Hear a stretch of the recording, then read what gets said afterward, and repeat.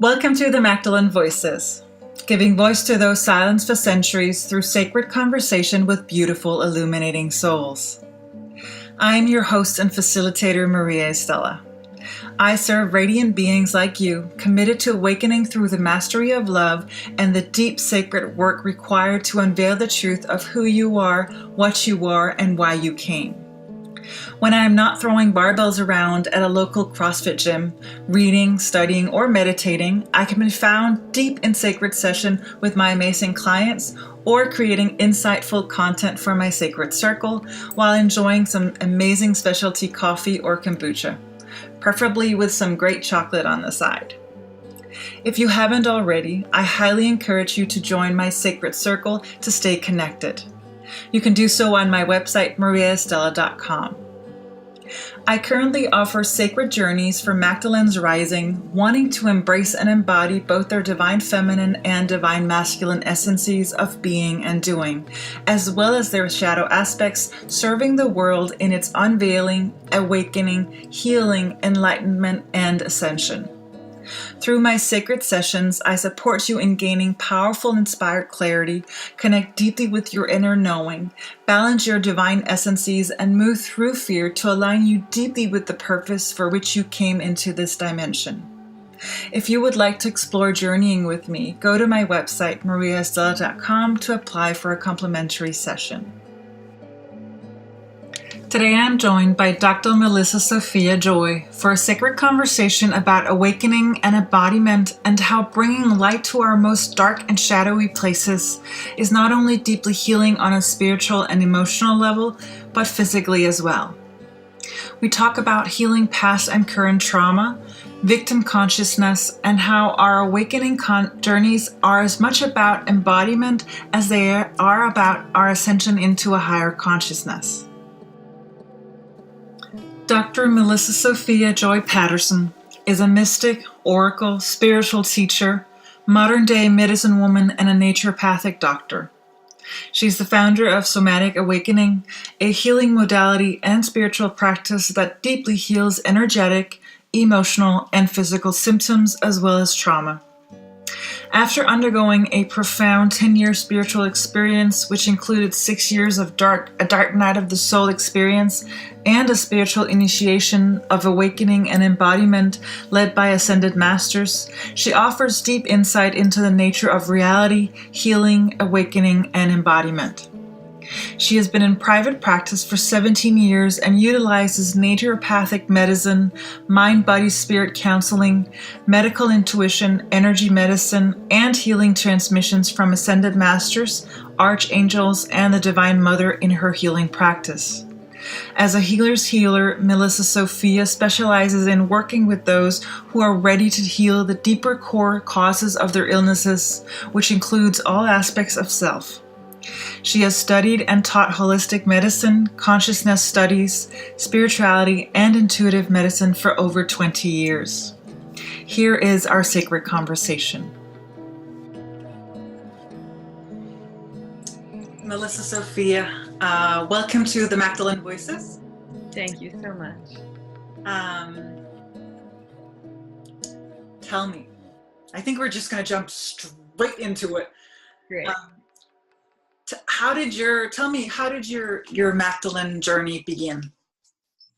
Well, I actually think my Magdalene journey began almost 20 years ago when I had an experience where it felt like the normal barriers that people have between this life and past lives was basically left. And I had the ability to connect to multiple past lives. And at first I thought that was a really amazing thing. And then I started remembering all of these past lives of trauma that were pretty difficult. And about 10 years ago, it started increasing where I started getting more and more information. At that time, a lot of pieces of my life were also falling apart. A job that I was working in at college, I was a director of a program there, it completely fell under. A marriage fell under, and these past life memories started increasing more and more and more. Wow. And I had this experience where I went back to my to where I grew up, actually back to where my family was at the time. And what occurred was that I had this experience where, I won't go into all the details, but let's just say that I had an experience with a pastor of a church, their pastor of a church, and him actually apologizing to me regarding the burning times, regarding what had happened. And it just all unfolded into this incredible, incredible experience. And that night, the Holy Spirit came to me and told me that I was of the Magdalene path. And I didn't really understand exactly what that meant at that time. Magdalene path? What are you talking Exactly. Magdalene path. I'm like, Mary Magdalene? What does that even mean? I don't really know. And then all these different books fell in my lap, and I remember me reading the Magdalene manuscript by Tom Kenyon and crying for hours and hours. I just was so touched by the information. And then I think it's about 3 years ago now, I had a really, really pretty intense flu where I couldn't get out of bed for days, really high fever. And at the end of that time, just as I was falling asleep, my higher self woke me up and said, pay attention. And so I was like, okay, what's going on? And what occurred is that Yeshua and Mary Magdalene came to me in a vision and said, it's time. It's time for you to remember. And it's time to go into your deeper initiation to remember who you are. And they gave me specific guidelines, things to let go of, increasing my meditation practice. But more than anything, it was a realignment of my North Star. Yeah. And before that, I was always a very spiritual person, but then everything I could say it got more serious, but it also got I was more aligned. Yeah. I became impassioned about what does it really mean? What were the deeper teaching? What does awakening really mean? And what does embodiment really mean? And at that point, they then started coming to me and talking to me. And so it was like they became something that was out here that was, in a book or on pages or people would talk about. And then they started walking with me on a day-to-day basis. And that's whenever everything changed. Yeah. Completely aligned. At that point, committed. I love what you just say about, because very often when we, I understand when you say that it gets really serious, but what I've found is that at the same time, it also gets really light because it gets way easier while you are, dedicated and serious. Things are also a lot easier because you don't listen, it's very simple. Like, that's at least what I've found is that love is the way. And that is really, really simple. It doesn't mean that you, because I see Yeshua and Mary Magdalene as spiritual rebels. They were here to insert a new way of living, a new way of being, a new way of doing, and that was considered rebellious at the time. So so when you say serious, I get that, and it's also to me very light and quote unquote easy once we've given up, because at first we don't. At first, it's like, you're like, you're being pulled, you're like screaming and kicking, like, no. And then once you're there, it's like, and that's when everything seems to fall apart, and it seems like you're sacrificing everything. And it's like, but once it's like, you're just like floating, it's like, why did I hold on for so long? The way that I like to put it is that there's a difference between when you're still stuck in ego land in the third dimension, as compared to when the higher self takes over.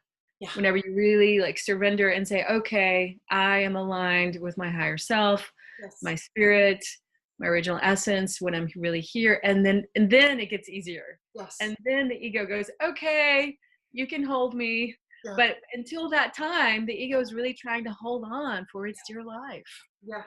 Because it's really there to kind of to protect us in whatever way. It might be misconstrued, but that's what it's really trying to do. Is it's trying to keep us quote unquote safe. The only problem is that its way of safe is not our way of safe anymore. Exactly. Not the higher self. So I know that you're a naturopathic doctor, and I know that somehow comes into play with your Magdalene self. Can you tell me more? Sure. Well, when I got a calling to be a naturopathic doctor, I knew that it was much more than just being a doctor. It was really being a healer on the most profound level possible. My original calling was to be a modern day medicine woman. I didn't really know what that meant. And so I've been kind of following this path, breadcrumb by breadcrumb, as I've gone along. And what I've discovered is that in healing, because I've been asking myself for decades, what does healing really mean, and what does that really look like, and how can I really make the most significant change? So even though I am, doing labs and working with people with diet and herbs and homeopathics, all of those things, but the most significant healing that I've found is that when our spirit, when our higher self, we could also call it witness consciousness, comes into contact with the parts of ourselves that most need love, that most need strength, that most need attention, that most need nurturing, whatever that is, right? Yeah. And so there's been a process that I've found through my own meditation process, through my own need, literally, that I've brought into my practice, because I do a lot of mind-body medicine. I'm a mind-body specialist, and this practice I've started calling somatic awakening. And so literally it's about helping us bring this light that we were talking about before, that makes it easy, right? Bringing the light into the places that are constricted or that feel shadowy or hard or difficult, and allowing the two to come together, the light and the dark, and allowing the light to really hold the dark places. And in doing so, the dark places or the constricted places relax, they soften. They're not fueling our ego to protect us in the same way anymore, so that we can step into peace and safety and a deeper sense of healing. And I've seen that the healing is not only on an emotional, spiritual level, but it's also on a physical level too. Yeah. So people's symptoms, pain, chronic illnesses, all sorts of different things start to shift with it. Yeah. And I suppose, and maybe this is a leading question, but I suppose that it's also long term. It's not just like, here's a pill, take that, and then it's a long term. You actually, rather than treating the symptom, or the effect, you're actually treating the cause, and thus it's truly healed. And I don't know if I want to say removed, but it's basically healed. Or am I putting words into your mouth? No, this is exactly right. And so my sense of it is that another word that you could use is integrated. Yeah. So when the constriction becomes integrated, it relaxes, it softens, it no longer needs to have the same fuel. Say, for instance, there's a trauma, right? And that trauma just keeps on fueling this fear. And the fear is causing stomach aches or knee pain or, anxiety attacks, right? Yeah. So when the fear starts softening and loosening and becoming more peaceful and integrated, then that fuel, so to speak, that fuel of fear that has been fueling all sorts of chaos, it softens. And this is one of the primary teachings that I've received from Mary Magdalene, in the sense of that what really needs to happen is not only what I call the up and out awakening, right? Where we know the love, we are the love, we are the vastness, right? That's an important part of it. Yeah. Yeah. As compared to, or I should say, and then we bring that in, we bring that light in. And so this is a process of bringing that light in to really hold and nurture and soften and integrate all of the difficult parts. Beautiful. Right. So it's both and. It's what I really love about that is because I know on my part, and I am quote unquote guilty of this, and when I first began my spiritual journey and or awakening and begin walking this path, really quickly I discerned, okay, so there's something else, because as a child I had a near-death experience, so I know that there's something else. I've known that since I was very young. And it became very easily or quickly something for me like, okay, so this earth, this body, this thing, it's not real. I want to go there. I want to go home. And what I love about what you're saying, because for me personally, it's been, having to embody, having to bring in the light, having to learn how to be in this world, in this body, as spirit, or as the soul that I am. Yeah. And so, and I know that you speak about embodiment as well. Yes. Well, this is, excuse me, this process that I'm talking about really is a path to embodiment.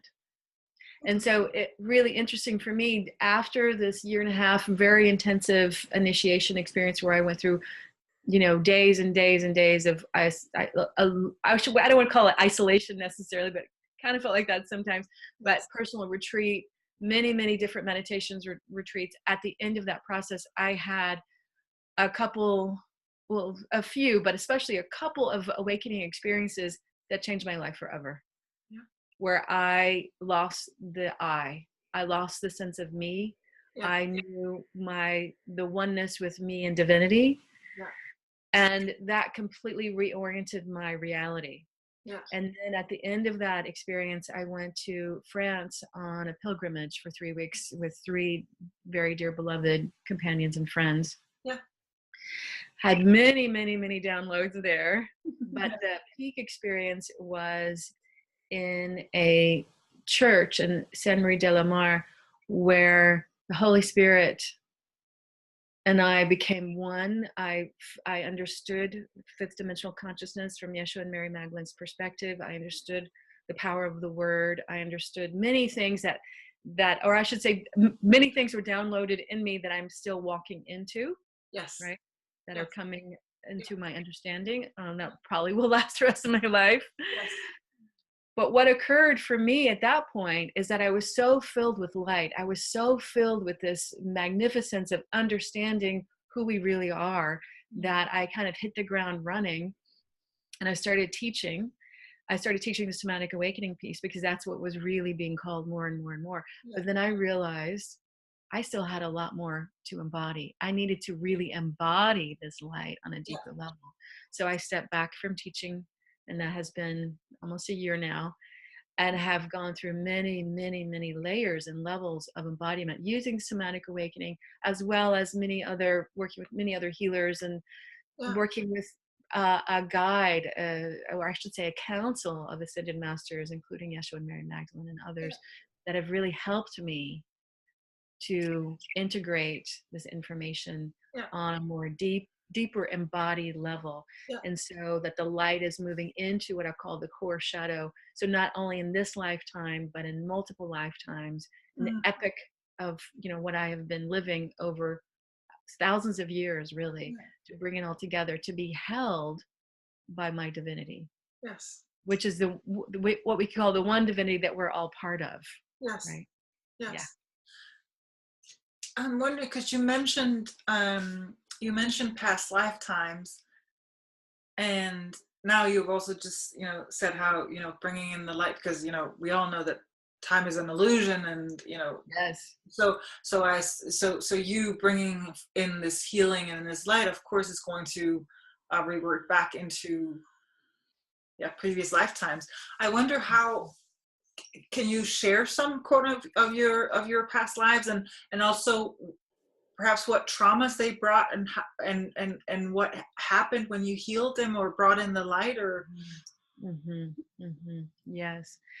So the lifetimes that are coming up for me now, I'll just say, before I say this, I just want to say that I've had the memory on a soul level of remembering even before I came into this planet, and having a very clear passion for understanding duality, because I had been a light being for long periods of time. Yeah.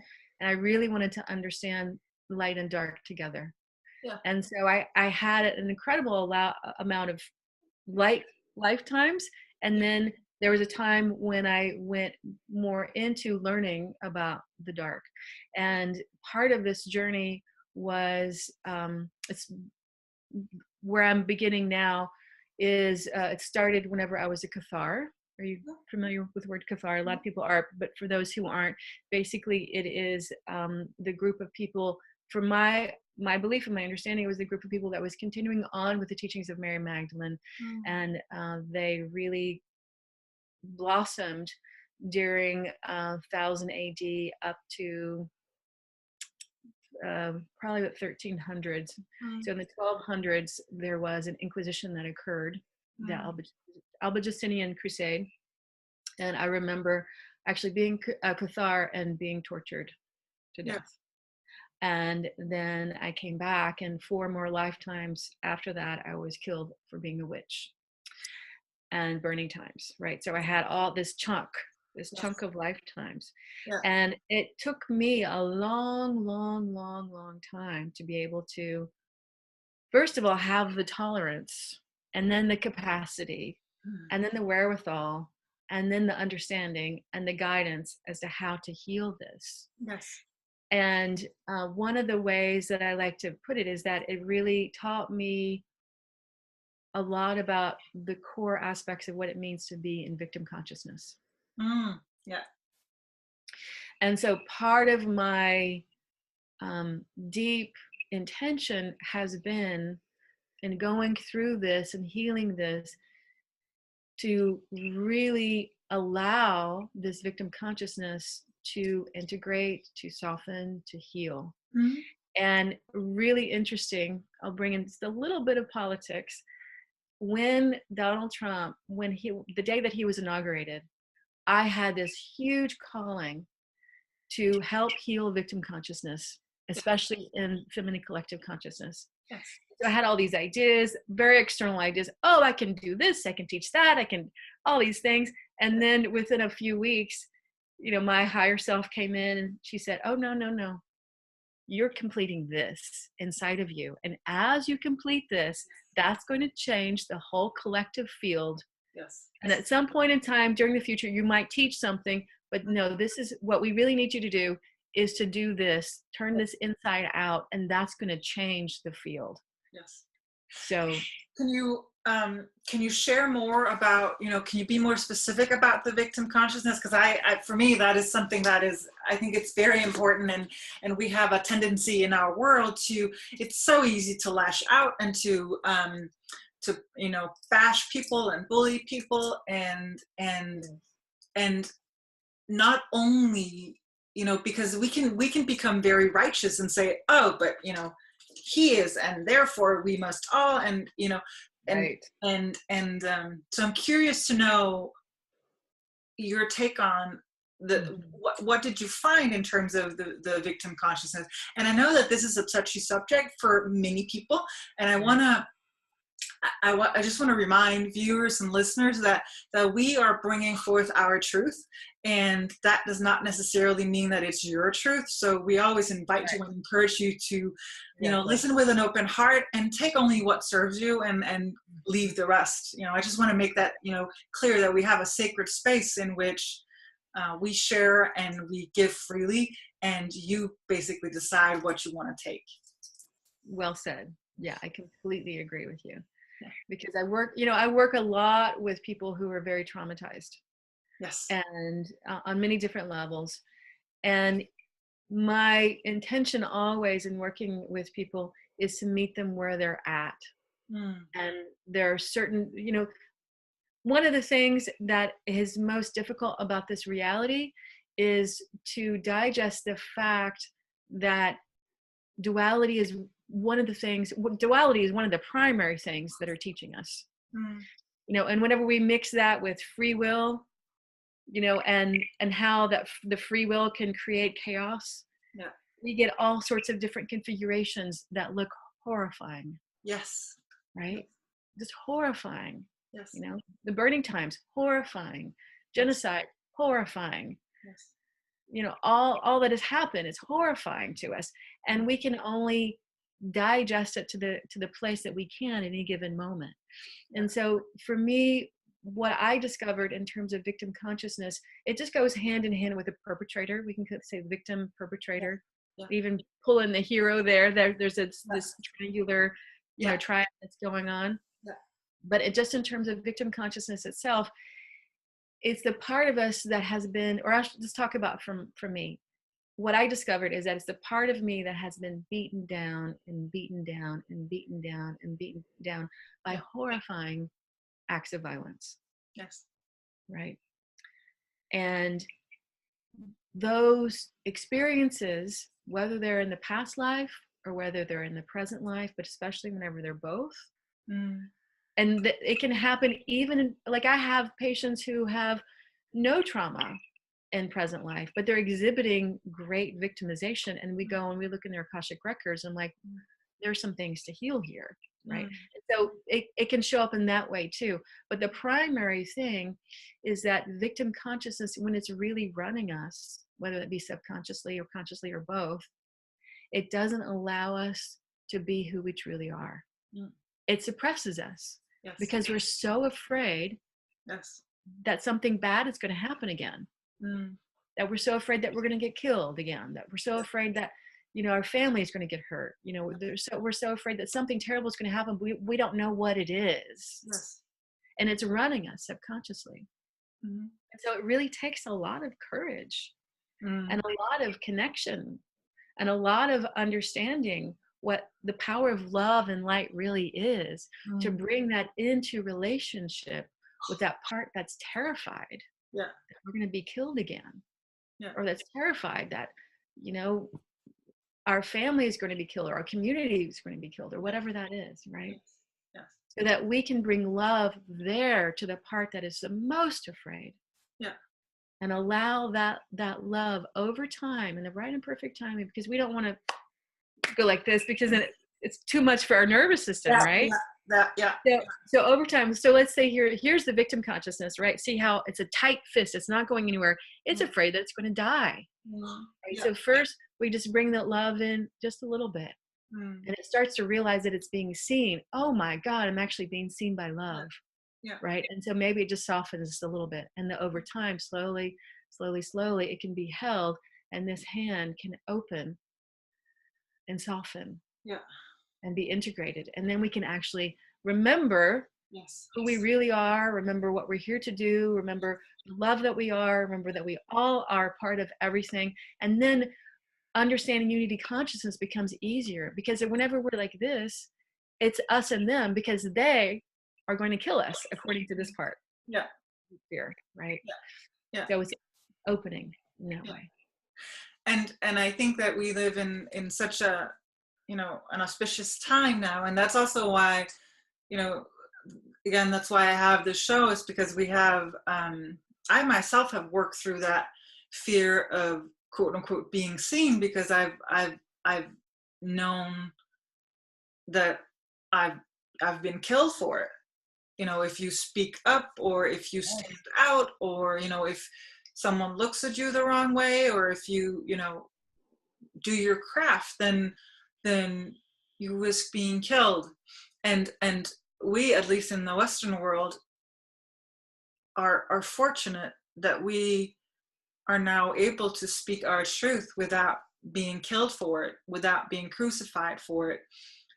In the physical sense, but we still have those, and I think that's a huge part. And I always say that those people who say that that spiritual work or light work is like airy fairy, and it's just like I'm like, you haven't done the work.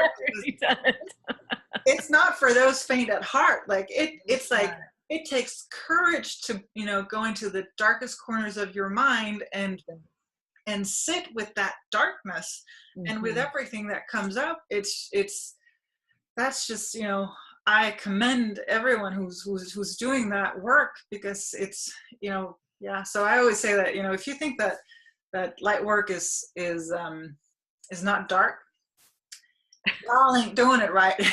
there's or at least maybe you haven't gotten to the part. And I'm not trying to condemn anyone here. I'm just saying that it's like you say, the duality is part of it, and it's about bringing in in the light. What, there was a question that came up for me. Do you mind if I make a comment about No, go ahead. Go ahead. this? So, you know, one of the things that I find, especially now that I'm going deeper and deeper into this embodiment level, is that really awakening and embodiment is about dissolving the structures that hold our ego together. Mm. Not that the ego dissolves completely or goes away, you know, we don't kill our ego, you know, we're still friends with our ego, but we just, the higher self is more in charge, right? Yes. But all those structures or all the traumas, little or big, that we've ever experienced through all lifetimes. Mm. So this is a big deal. This is big work. Yeah. Yeah. So I just wanted to make that comment. Yeah, and we have the ability to do that. I mean, we have, because we are, one of the things I think I told you before we went, or we talked about before we started recording, was how today we now know that the world of spirit is just as real as the world of physical matter. We may not be able to, in our humanness or with our human bodies and senses, to be able to prove, quote unquote, that with what we have available in our physical world. But I've worked with enough people and done enough work on my own and seen enough things and have walked enough, quote unquote, worlds to know that it's just as real as this world. It's That's just it's just that you have to learn to see without, you know, your eyes, and hear without your ears, but hear from within. I'm grasping for that question. I think that there was a question about the embodiment and the work. Never mind. I'll just ask another question, because I know that you. How do you bring? Do you? I know you work as a channel as well, or as through your healing. Can you tell me how do you do that? What happens? mm-hmm. Hmm? Mm-hmm. Yeah. Definitely. Well, this has come on board more in the last few years, especially when I realized I needed to do this deeper level of embodiment. Mm. And I started working with a council of ascended masters. I've worked with archangels for many, many years. Yeah. And, you know, really it came on board because I was working with them. Yeah. Like I would, you know, I'm a big meditator. I meditate for long periods of time every day, ideally. Not every single day can I do it, you know, the long one, but ideally that's what I do. And so when, you know, I'm talking to an ascended master during my meditation, then I go into my practice and there's a person that has a need, that ascended master just comes through, right? That's how it all started. Yes. And so you know, I've been doing this with patients probably for the past year and a half, Mm-hmm. where information just comes through for them specifically, but also there could be bigger information for the public. So I'll record it and get their permission at the end. Can I share this? They're like, oh, definitely. Name or anything like that. Yeah. And now it's coming on board more and more where I'm doing public events. I'm getting ready to do a public event in about 3 weeks with 2 other dear friends, high priestess channels. We're doing a process called the 3 oracles, bringing in the divine feminine wisdom for a group of people for an evening. Yeah. And events such as that. But the primary thing that I just want to say is that, you know, there's the information, there are the words, and then there's the transmission. Yes. And I feel so blessed, so incredibly blessed to be the intermediary, because what happens for me, you know, whenever I channel, it's not, I don't experience like them coming in and using my voice. That's kind of the old way. Yeah. Because then it can affect your chakras and your physical body and whatnot. So what they do is that it's like they bring in big pieces of information into my intuitive centers, and then I speak that information. Yes. But as part of this information is not just the words, it's the transmission. Yes. And so I get the transmission in my body, which is beautiful because Yeah. I get to put the transmission out. Yeah. And so it's really a win-win-win-win. And I It's like a love bonus, right? It's like, whoo! exactly. I get to do this and I get it myself. That's right. That's just how it works. I remember my question from before, and now it seems to be slipping away. I'm like, do you not want me to ask this, or what's going on? It had to do with the embodiment, but I'm not sure, because since it keeps slipping away, I'm wondering if it's simply because they don't want me to.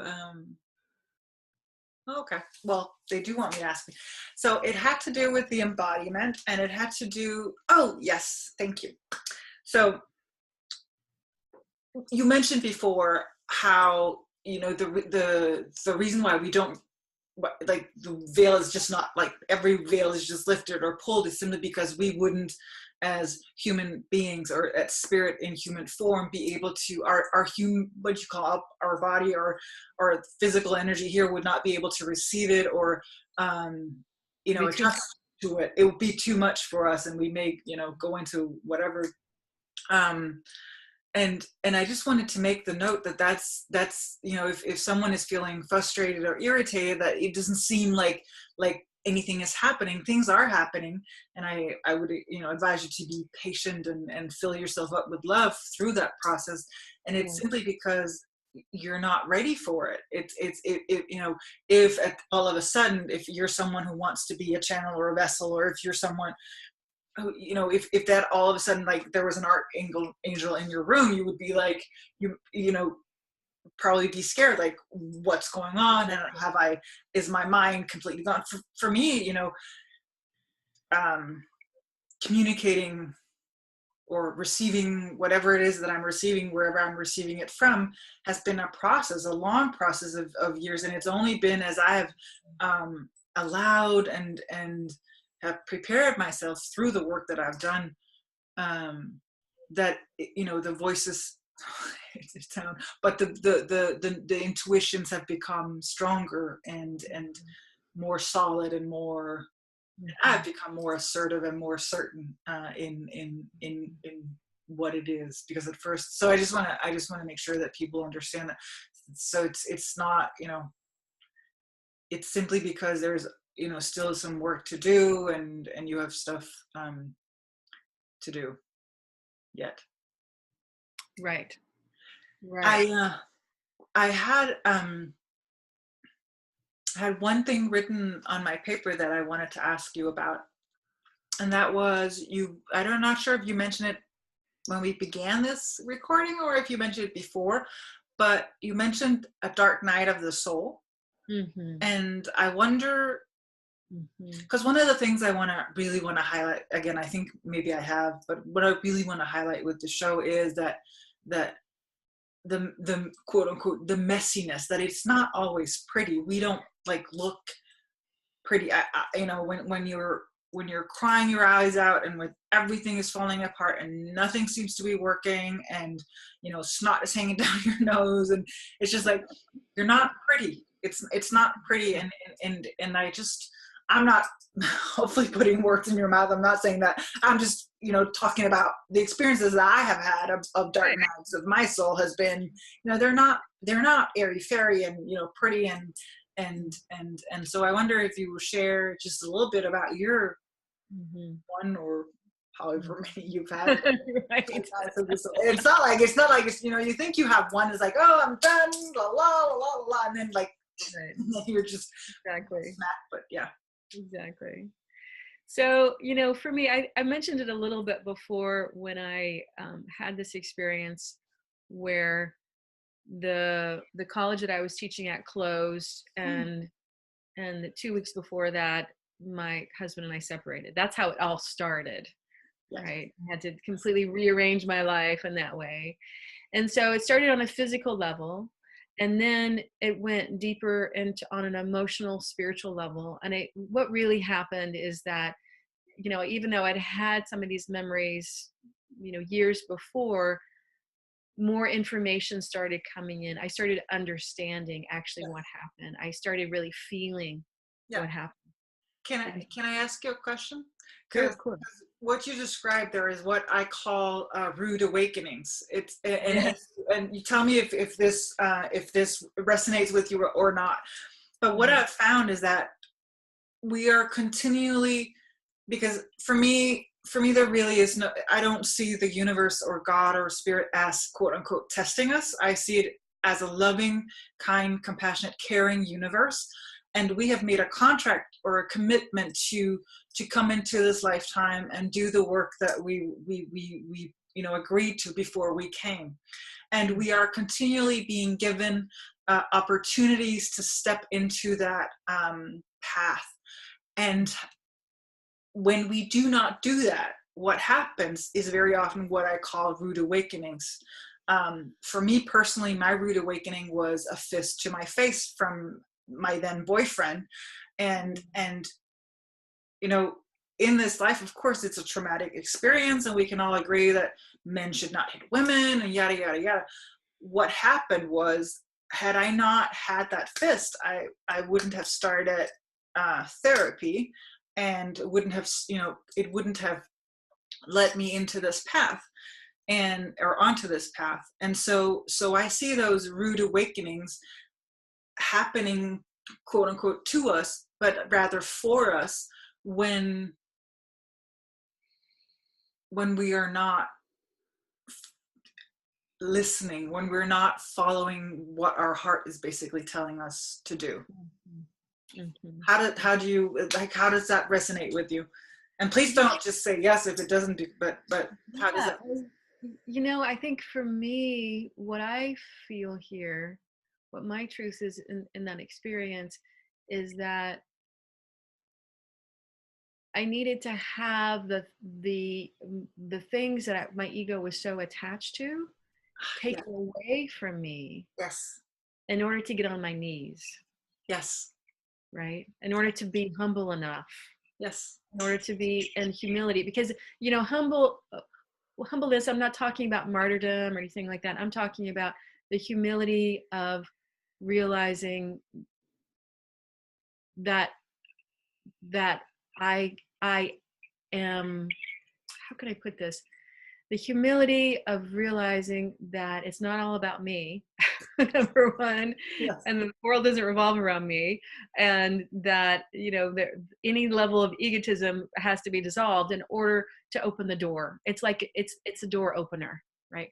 And so for me, it was about humility, and then what really fell down underneath that was realizing the level of victim consciousness, like what we had talked about Mm. before, Mm. that was Yes. running Yes. any level of ego that needed to be dissolved. So in other words, it was like the dissolving. First it's a looking at this whole scaffolding, and then having the capacity to be with it, and then having the connection with my higher self to hold it and dissolve it. And so for me, that's what my dark night of the soul really, really was. Mm. And um, I think I'll say that the dark night of the soul ended when I finally had enough capacity to be with it. And Yes. then the awakening came in and taught me all the other pieces of it. Yes. Right. Yes. Yeah.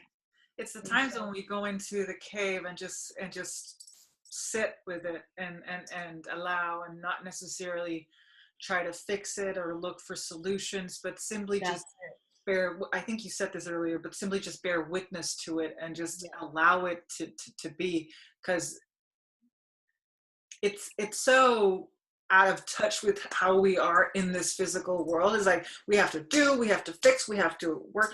For me, the way I see the world or view the world is that we've moved through the divine masculine and into the shadow aspects of the masculine, and he is doing, but he's like a headless chicken that's not, he's not in touch with his gnosis, he's not in touch with his divine feminine within himself, and the knowledge, the silence, the care, and so he's running around as a headless chicken, and has abandoned all of his divine masculine qualities, and eventually you have to go and sit with those shadow aspects, and then That's right. allow them to be, because it is through, and in that allowing, that's what I call love, is just, when you allow something to be what it is, it's just, it's love. It doesn't have to fight you, it doesn't have to. That's right. So yeah. And it goes without saying, but I really want to articulate this, that of course the wounded masculine is in all of us, is in the female kind as well as male kind, and I see so many women that are spinning that, and I used to spin that too, this running around like a headless chicken, go do, and whenever you stop, you realize, what's the fuel underneath that?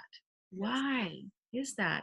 And that's when you turn down into this deeper place, and you just open your hands and say, I don't even know what to do with this, because a lot of times it's based on some level of I'm not good enough and core survival, right? And we all have our own stories that's connected to that, but typically that's what it is. I'm not good enough, something's wrong with me, and I have to work really hard in order to survive.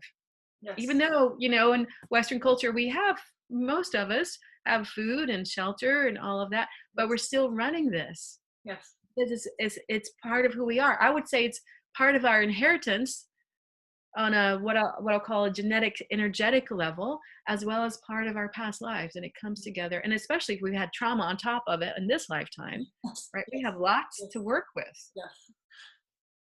And I want to say that if people are being drawn to this sacred conversation,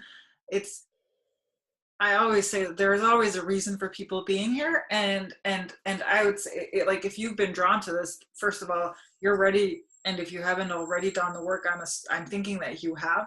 But if you haven't, then this, like, hear this as your call, and know that you would not be at this place in time, and you would not be listening to this and to Melissa, Sophia, and I, had you not been ready. Because it's simply it's just a gentle awakening call that you have within you, the ability to do this. That's what I know, to be and to do what's quote unquote required of you. That's I just feel that's very important to say to those who will listen or watch this. Beautifully said. Melissa, Sophia, I think our time is up. Is there anything else? Any last thoughts or things you want off your chest? Things we haven't touched upon? Well, I think the first thing I just want to say is I want to appreciate you for following your call and for opening this door for all of the people that you're going to interview, that you have interviewed, that are connected to the Mary Magdalene path, because this is opening more and more and more in the world. And I think it's perfect timing. As you probably know, we're getting ready to open up this whole national Magdalene movement here in the United States, and spreading out to the world and to Europe, of course. And thank you for doing your part. And I think it's incredibly beautiful. And I'm so honored to be here on this show, to be at this time on this planet, actually opening the deeper book of the Magdalene that we all live, that's inside of us, that we all, all of us that are part of the path, it's inside of us. It's a calling. It's connected to our heart. It's connected to our spirit. It's not always connected to the mind. So I just want to say, for people who are new to this path, really listen to your feelings, your sensing, your intuition, your somatic knowings. That's what's really going to lead you, more than the mind. The mind, of course, is our friend, but it can be very confused during the process. So just really listen to your deeper self. I think that's my last words. Thank you so much. Blessings to you. That is what we had for you in today's episode of the Magdalene Voices. I hope it served you well. If you are listening to this via podcast, know that you can go to my website, mariaestela.com. That's MariaEstela.com for all of the deeds and the details. Finally, I hope you will take a moment to either leave us a comment or review and share it with your friends on social media. God bless.